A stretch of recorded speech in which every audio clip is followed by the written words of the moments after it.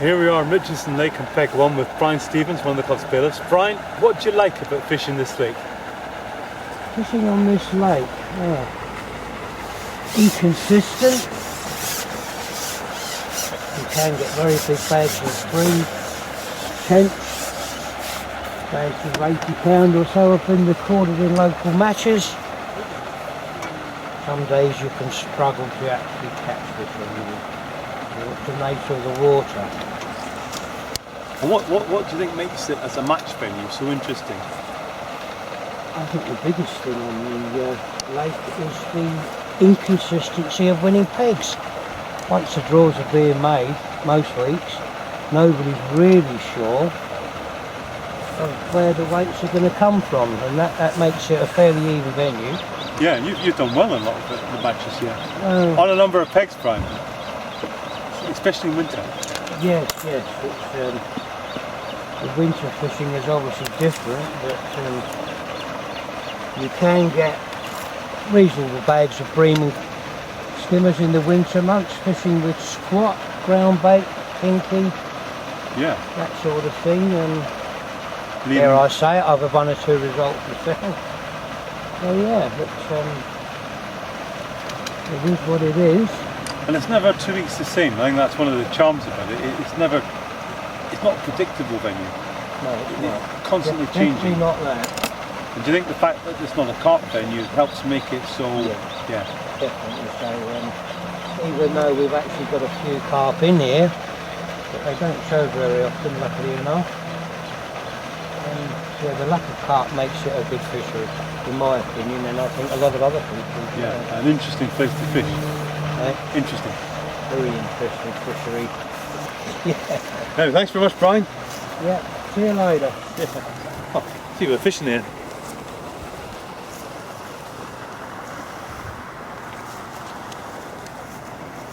We're looking down the early pegs at Richardson. Yeah, the pegs go from, well, it's 55 pegs around the lake. Brian was fishing peg 1 and the peg next to him is 55. So this section from 1 to 12 would be the early pegs, a well-known section.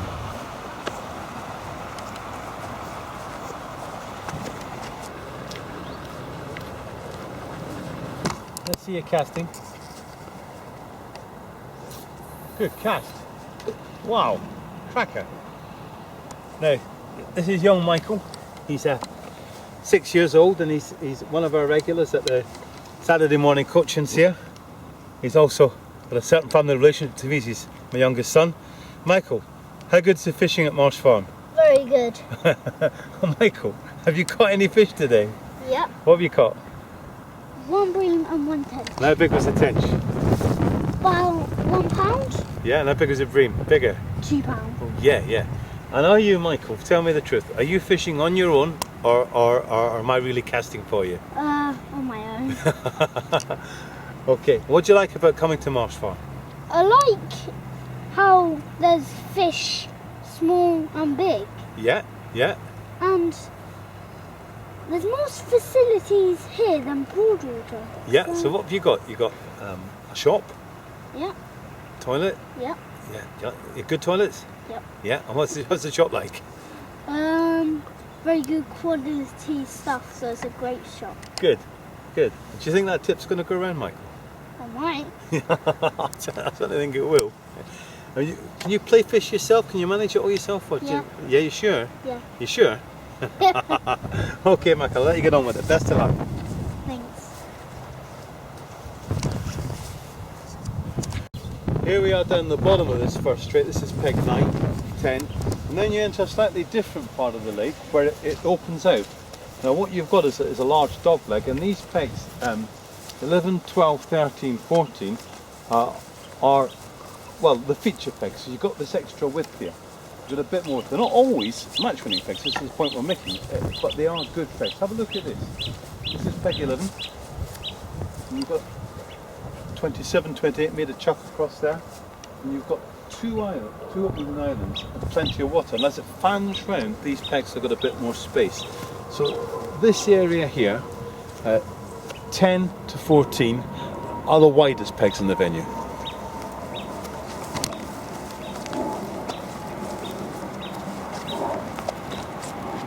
some idea of how much water you've got peg 12.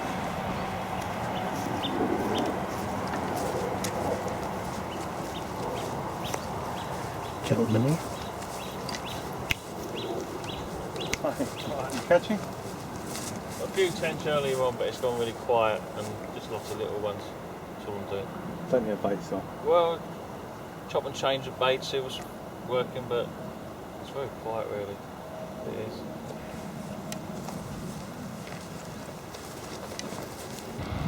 As you leave that wider section we're talking about, you enter another long straight, and these are the pegs sort of 15 to 20, 21. And there's some features here. There's lily pads, there's a reasonable cast on the feeder, quite a short cast straight to the island. But although these swims, I've said before, every one of these swims is one a match. So this area is a good area, and in winter time in particular, it's sheltered here. There's a large bank behind you, and it can be very sheltered here, which makes it a favourite area for skimmers over winter. So that's pegs 15 to 21. There's lots of big tench up here, and when I talk about big tench, I'm talking fish over 4 pounds, 4 to 6 pound fish. And these big tench feed late in the day. And these swims, 19, 20, are good margin swims. You're going to get big tench if you can stay late in the day. You probably hear the aerators pumping behind us. We're at the top of what's called the back straight here. This is peg 25. It's a famous peg. It's here that Ian Dixon did a feature on margin fishing on matchangler.com, looking at margin floats. And this very peg that he did the feature. So to find out more, you can find that online on ma.com. This is the start of the back straight. The pegs go from 25 to 36. And as a back straight, it's all pretty similar. It's a bit wider than the straight we just walked down. The good feeder swims all the way along. There's plenty of anglers fishing, as you can see. But it's a technical piece of water. This is on the more unpredictable scale because it's wind affected. The fish, when the fish are around here, you're going to get big weights off every peg. But there are times when the fish seem to desert this area, and you're looking at 15, 20 pounds to do well. So this is the back straight all the way along. Around most of the lake, the margin vegetation are flag iris, but here you've actually got proper bulrushes.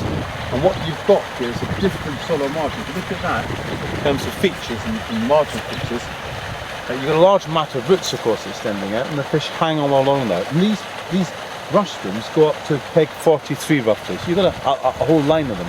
Again, the good feeder swims, but we're the other side of that wide area, 10 to 14, and you can see you've got, well, 28, 29 metres, 30 metres of a chop across to the far island over there, which makes these interesting feeder swims as well.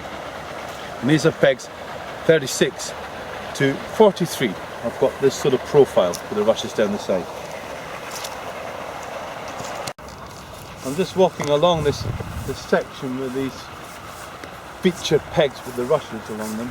This is peg 39. As I say, it goes up to about peg 43, and then the end, the vegetation ends, it gives way to more flag iris margins again. And you're back into the sort of fishing you've got on pegs 1 to 8. So these swims here are all pretty similar.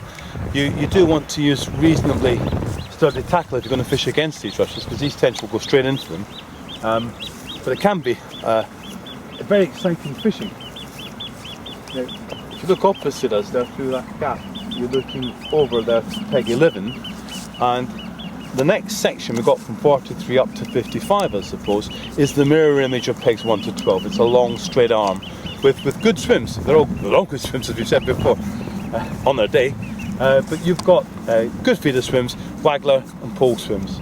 So this is peg 42, and as you'll see on 43, I hope, the margin completely changed.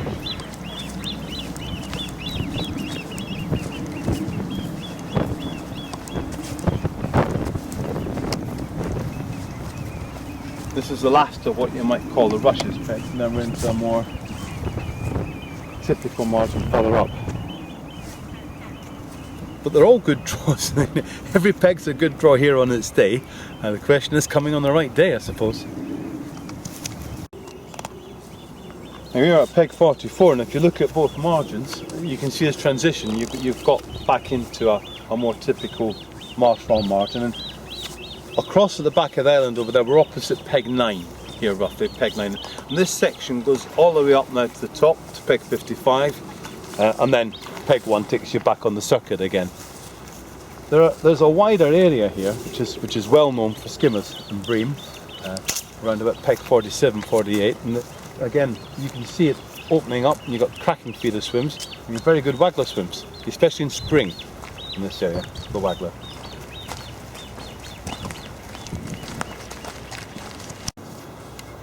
Here we're at peg 48, which is the top of that wider section I was talking about. There pegs 46, 47, 48. And you can see the lake opening up into a nice bay.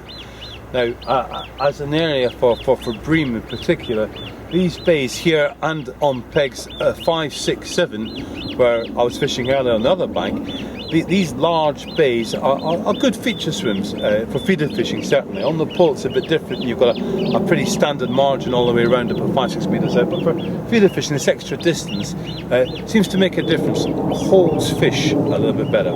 So peg 48 round to 55, you've got a very, you've got the mirror image of pegs sort of 3, 4, 2, 1 on the other side that we saw earlier on.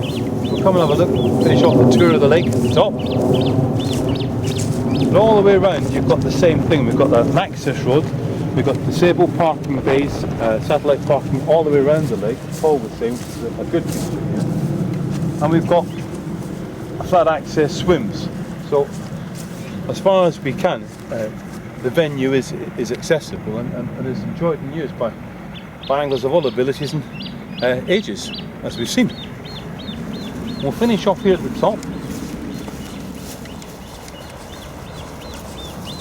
I think we're in the 50s now, this is peg 51.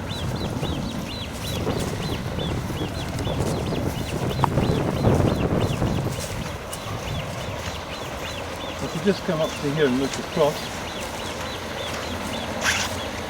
there's Brian's fishing peg 1 that we were talking to earlier on, and you've got these top pegs 55, 54 forming the very top of the lake, and the wind being one of the main features in moving fish around in this lake. When the wind's coming from the southwest, this is the end of the lake that's usually favoured. When the wind's coming from the east or the north, it tends to push the fish further down, and when there's no wind at all, it could be anywhere. that's part of the charm of the place after all. There you are, this is Richardson Lake, our main non-carp match fishing lake, targeting quality tench, crucians and bream, with plenty of silverfish, roach and perch and mud to back that up. It is a technical and interesting water, one I'm sure you'll enjoy discovering for yourself when you visit Marsh Farm.